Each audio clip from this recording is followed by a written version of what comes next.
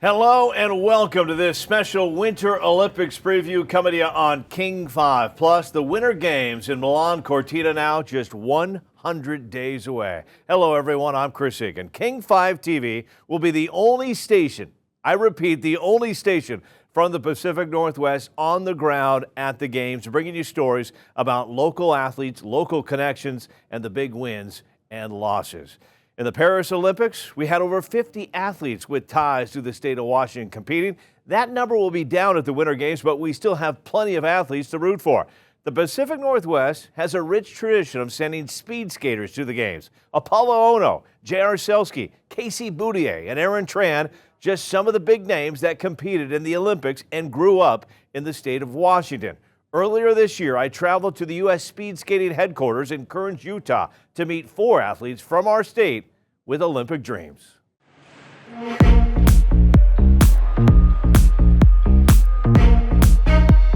Federway's Corin Stoddard is one of the top short track speed skaters on the planet.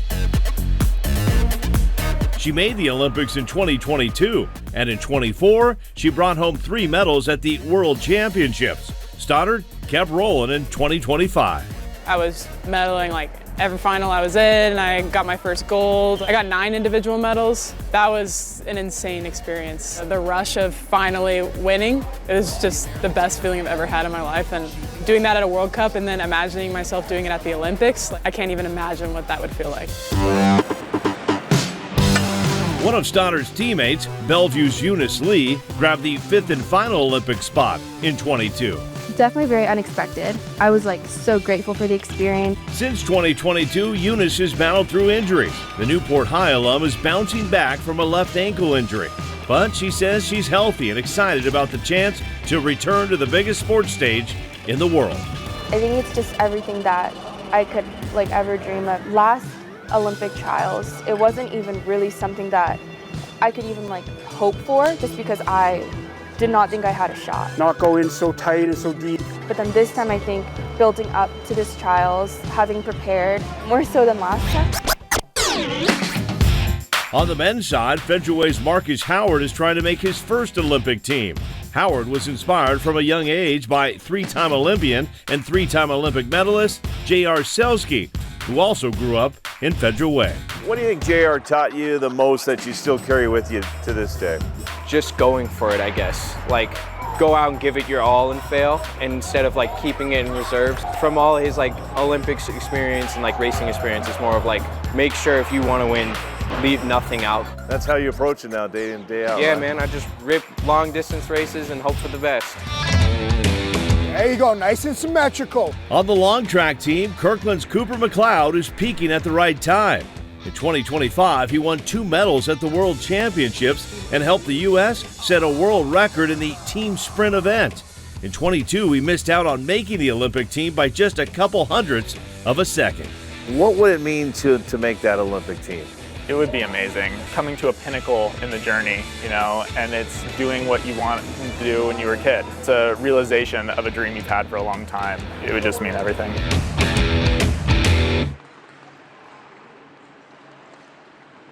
Super Cooper McLeod from Kirkland, but also tells me he spent a lot of time growing up in the Skagit Valley area. Well, the U.S. Olympic trials for long track, they will take place January 2nd through the 5th in Wisconsin. The Olympic short track team expected to be announced in early December.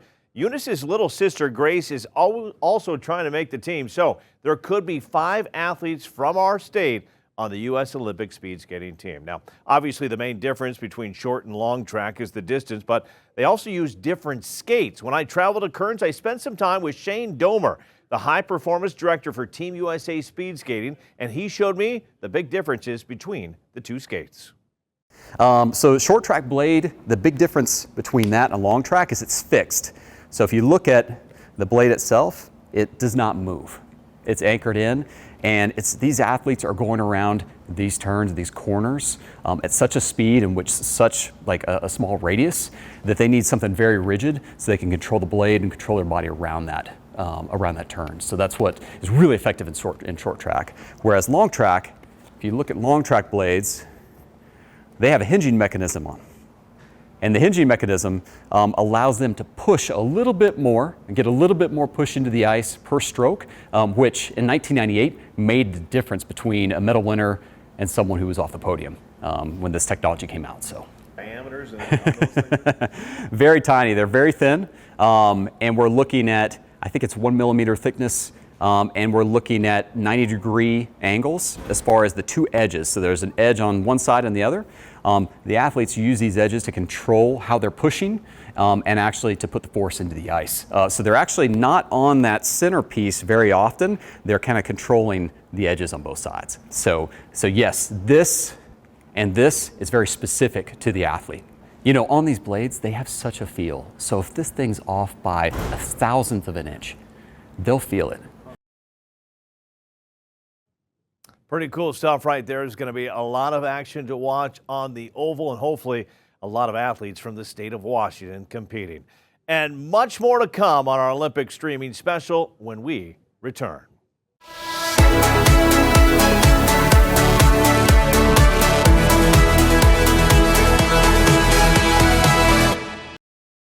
Welcome back to King 5 Plus. I'm Chris Egan. Well, we are here to celebrate 100 days to the Winter Games. Athletes continue to train, hoping to wear gold at one of the biggest sporting events on the planet. Jake Wittenberg has that story. Near her home in Colorado, the greatest alpine ski racer in history, Michaela Schifrin, is focused. Gym time, strength and conditioning. On being ready for the greatest sporting event on the planet and racing at the 2026 Winter Olympics in Cortina, Italy. This has the chance to be a really exciting Olympics, especially in alpine, because it is the environment we're more used to.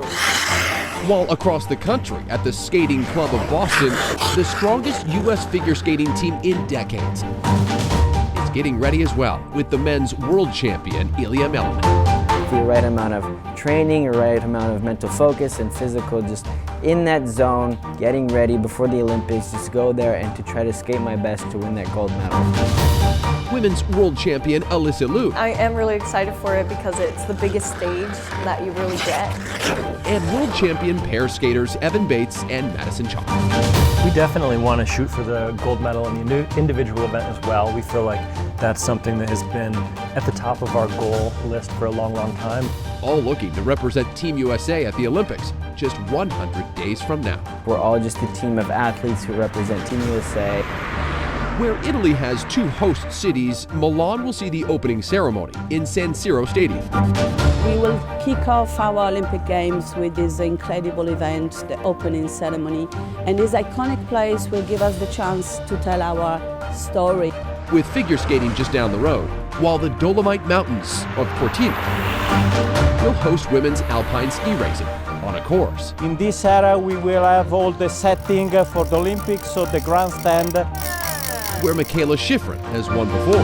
This will be my first Olympics, going to a place that is slightly familiar. She's now working on adding 2 Olympic gold medals to her resume. Racing at her 4th Olympics, just 100 days from now. It feels big. It feels really exciting. Some talented athletes right there, and there are more athletes to keep an eye on. I'll have the details on that. Plus, I'll share some fun moments from some past Olympic Games, and Brianna Vasquez will join us with Kraken goaltender Philipp Grubauer, who will play for Team Germany at the Olympics. We'll have that story when we return.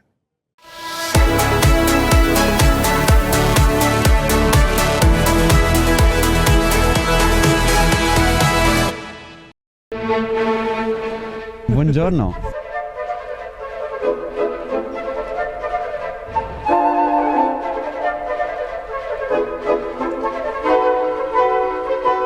Opera is the most important contribution of Italian culture.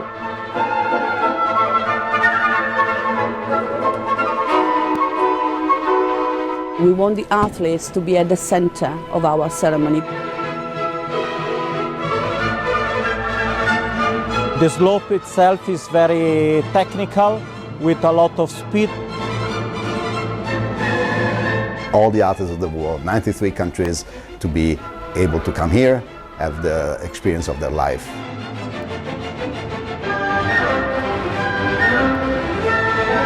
The Cathedral of Milano is a bit the symbol of the city.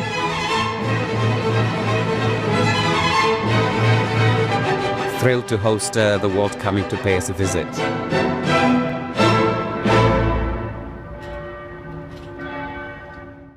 Pretty awesome stuff right there. I did see one pizza in that video right there, and yours truly is going to be going after those pizzas. Welcome back to our Winter Games preview coming on King 5 Plus. The opening ceremony set for February 6th, closing ceremony on the 22nd. The Olympic torch relay will begin on November 26th in Greece. There will be athletes from 85 countries competing in these games. The Olympics will feature 116 medal events in 16 disciplines. That's an increase of 7 medal events from 2022.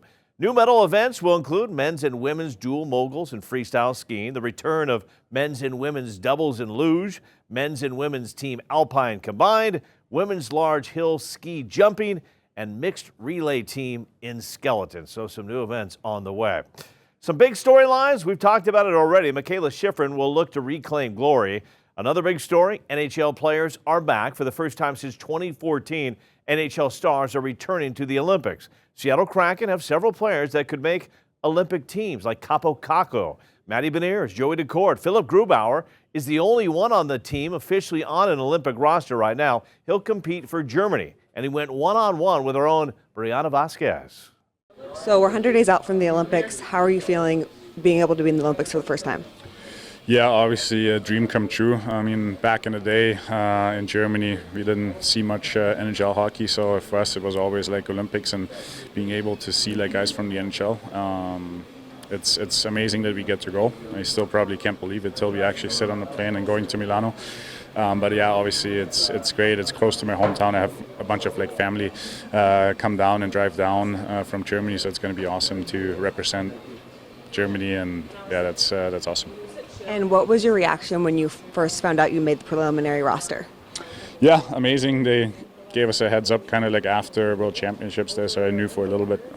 Obviously we don't have too many guys in the NHL, so 6-7 guys, so we know we're going to be on the team, but it's still like far away, right? We have a goal in here we got to reach, and then it's still a lot of hockey left to play here before we make it to the Olympics, so you got to stay healthy as well. And how do you prepare for something like the Olympics when you're in the middle of a season? Not any different than for a game. I think it's in everybody's back of a mind here who's going to be able to go, but it's not going to change anything or like how we approach the year here. We have a goal here, and like that's our main job, and the Olympics are a plus on top of that, but it's only for a couple of games there. So yeah, just practice hard here and play games here and then go to the Olympics. And then you've obviously represented Germany before world teams, but what does it mean to represent Germany on this stage? Yeah, obviously biggest stage. It's a huge honor. Like, we don't get to put on a national team jersey a lot of times, so it's definitely a dream come true, and really excited for that opportunity. Well, Seattle also now has a professional women's hockey team, and Hillary Knight is on that team. Hillary Knight helped Team USA win gold in South Korea. She also helped them win 3 silver medals. This will be her 5th Olympic Games. Well, besides hockey and speed skaters, we also have a cross-country skier, Novi McCabe from Winthrop, trying to make her 2nd U.S. Olympic team. Alpine skiers, Breezy Johnson, Katie Hensian, who grew up training at Crystal Mountain, and Jackie Wiles, who trained at White Pass, all trying to make a very talented U.S. team. And we also have several curlers that train at the Granite Curling Club, so there's a nice mix at these Winter Games. Also new to the games, Jake Wittenberg from the King 5 Morning Show is excited to be headed to the Winter Games. Can't believe it. I can't begin to tell you what a dream come true this is for me as a journalist. Ever since I've gotten into this business, I've wanted to cover an Olympics. And I've never been to Italy either, so this is a double whammy. Non vedo l'ora arrivavi a Milano a seguirli all'Olimpiadi. I basically said I am beyond excited to cover all the athletes and all that the Olympics has to offer. I've really got to work on my Italian. Chris Egan and I are going to cover all of our local athletes in hockey, skiing, ice skating, and the new sport making a debut in Milan, ski mountaineering, which I'm super excited to see. Not to mention, we're going to be covering the flavor of the games. What goes on behind the scenes in these Italian communities on the world stage? How do these host cities handle the Olympics?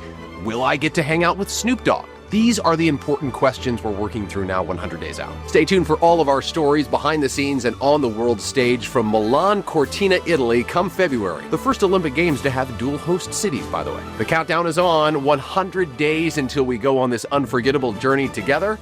For now, ciao. Jake, thank you very much. I'll answer one of his questions. No, you will not be able to hang out with Snoop Dogg. I apologize. There's still more to come at the 100-day celebration continues. After the break, we'll head to Milan, and I'll bring you some Olympic memories. But first, here's NBC Olympics host Mike Tirico on the host cities. I think the organizers have a unique challenge here, but you've got that Milan European classic city feel to it that'll have all those indoor events. And then the outdoor events, since it does not snow in Milan, Italy, but every 3 or 4 years, they go to the Alps, to the Dolomites in Italy, to those places like Cortina and Livigno and Borneo that are known for hosting international sports and some of the best runs and tracks in the world. So the combination is unique. It's pretty cool. Cortina has a Winter Olympic history as well. So all of it together with a little Italian style and maybe a dish of pasta along the way. I think we have the right mix for 17 fun nights.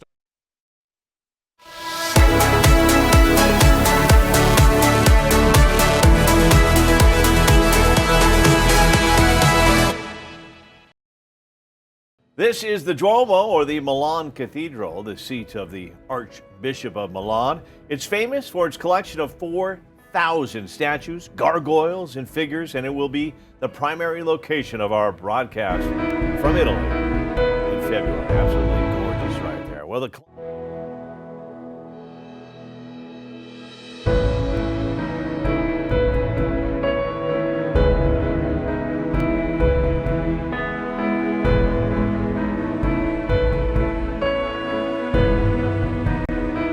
Now, this is the third time Italy hosts the Winter Olympics, but it's a first for the city of Milan, which is famous for fashion, design, some iconic buildings like the Duomo Cathedral here, but not for winter sports because it rarely snows here. And that's why this will be the first Winter Olympics, which will be co-hosted by two cities, Milan and Cortina and the surrounding area, which is up on the mountains, about a 4.5-hour drive from here, making this one of the most, if not the most, geographically widespread Winter Olympics of all time. This is not the only first for these Winter Olympics. There's also a new sport, that is sky mountaineering. If you don't know what that is, don't worry, neither did I. Well, that is a sport where athletes climb a mountain with the skis on their back and then they ski downhill. It was also an uphill struggle for organizers to make sure everything is ready in time for February, but now they say, siamo pronti. That's Italian for we are ready. Claudio Lavanga, NBC News, Milan. well, it's not quite the Duomo, but inline skaters in the Pacific Northwest may say that Paterson's West is close to being the Duomo. Some greats have trained there. J.R. Selski, Aaron Tran, who could forget Casey Boudier when he was a youngster there? And let's also not forget Marcus Howard and Corinne Stoddard have also trained at the amazing Paterson's West.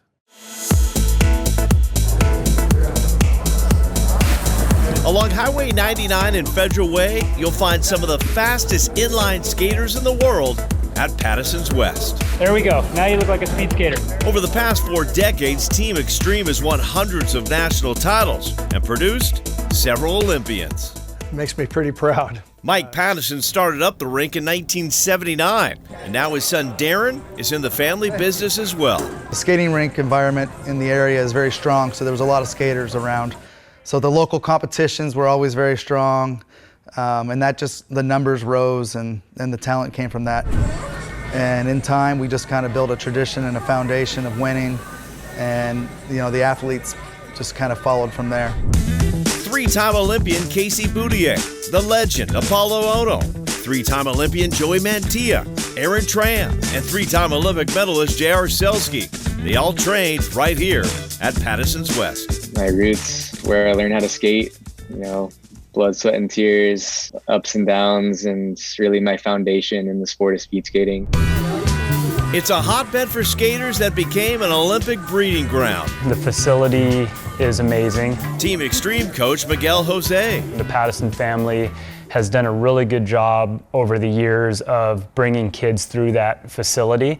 And once you create an environment where you have so many good people, the numbers aspect really helps carry, right? So you get 10, 20 kids that are ultra competitive.